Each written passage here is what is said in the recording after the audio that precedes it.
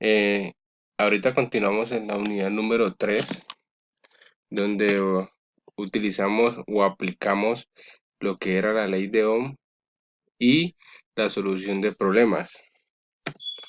La ley de Ohm es postulada por un físico matemático alemán, pues, que se apellida Ohm. Él inventó una de las leyes fundamentales de la electrodinámica, vinculada por unos valores o unas unidades básicas, las cuales las voy a presentar, en las cuales se utiliza lo que es la tensión o llamado voltaje, que también se simboliza por la letra E o la B pequeña, intensidad de corriente por la letra I, o lo que llamamos normalmente que es amperaje. Tenemos resistencia, que son ohmios, o es también una carga o un consumidor conectado en el circuito. Este científico, pues, con esta ley nos creó este famoso triangulito, como lo podemos llamar, donde podemos tener lo que es las letras de tensión, que es voltaje, la I es corriente y R resistencia. También podemos nosotros hallar lo que es potencia por medio de esta otra figura, donde nos presenta pues las fórmulas. Depende de los datos que tengamos, sea para hallar corriente, resistencia, voltaje o una potencia. Potencia pues también lo hemos llamado como lo que son vatios o watts. ¿Cómo utilizaríamos nosotros esta herramienta de la ley de Ohm? Como podemos ver, si pues necesitamos hallar un voltaje, utilizaríamos lo que es corriente y la resistencia para que nos dé los voltios. Si necesitáramos hallar corriente o amperaje, ¿qué amperaje tiene el circuito?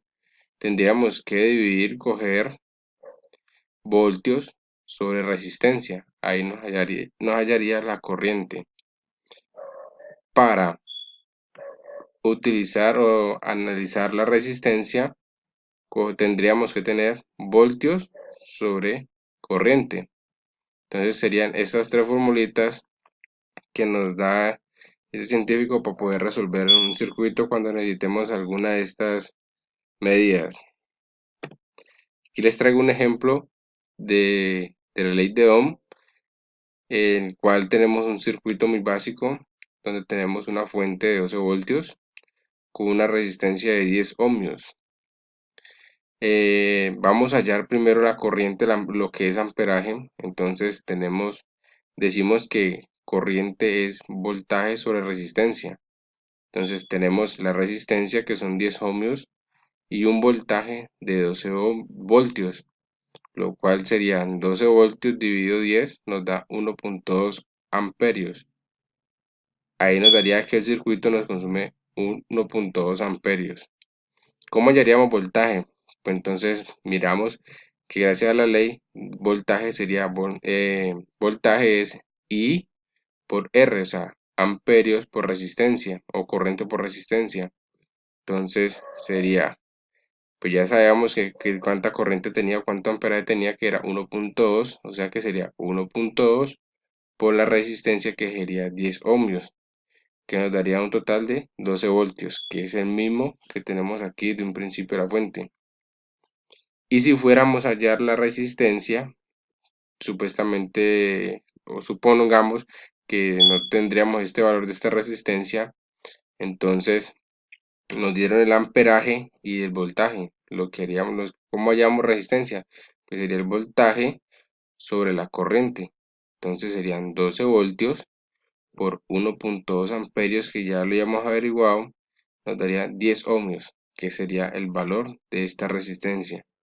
Gracias a esta ley podemos mirar y averiguar todos estos valores. En la parte de solución de problemas tenemos este pequeño problema.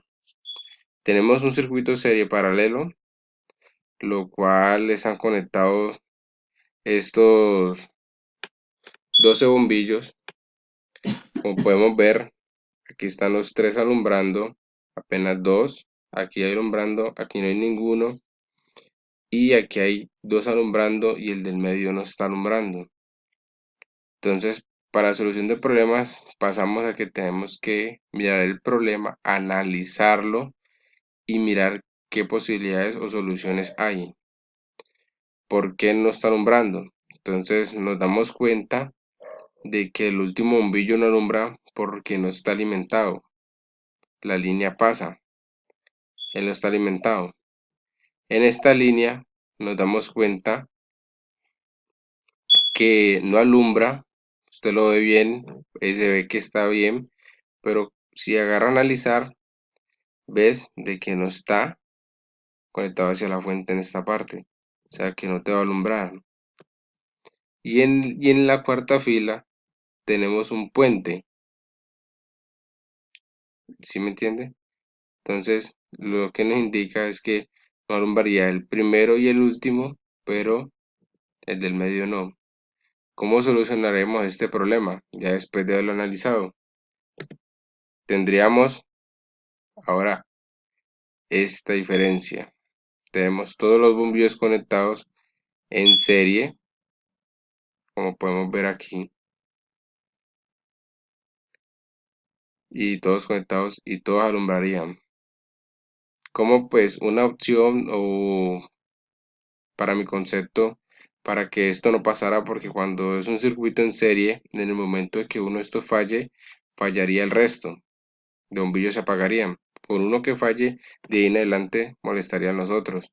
Se podría hacer un circuito serie paralelo para poder de que cada uno tenga su propia, como su propia corriente, y en el momento que falle uno, pues solamente se apague eso y no me afecte a los demás. Eso sería pues uno de los métodos de solución que vimos en esta unidad.